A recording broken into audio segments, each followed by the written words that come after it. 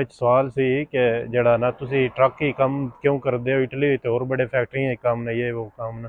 ਤੋ ਬੰਦੇ ਨੂੰ ਦੱਸਣਾ ਚਾਹੁੰਦਾ ਇਹ ਆ ਕਿ ਜਿਹੜਾ ਨਾ ਫੈਕਟਰੀਆਂ ਵਿੱਚ ਮਤਲਬ ਈਜ਼ੀਲੀ ਕੰਮ ਮਿਲ ਜਾਂਦੇ ਨੇ, ਤੇ ਟਰੱਕ ਦਾ ਇੱਥੇ ਲਾਇਸੈਂਸ ਕਰਨਾ ਜਿਹੜਾ ਉਹ ਔਖਾ ਹੈ। ਅਕਸਰ ਆਮ CS ਜਿਹੜਾ ਪਾਕਿਸਤਾਨ ਵਿੱਚ ਕੀਤੇ ਹੁੰਦਾ, ਤੇ ਇੱਥੇ ਆ ਕੇ ਟਰੱਕ ਦਾ ਲਾਇਸੈਂਸ ਕਰਨਾ ਉਹਨਾਂ ਵਾਸਤੇ ਮੁਸ਼ਕਿਲ ਹੋ ਜਾਂਦਾ ਵੇ।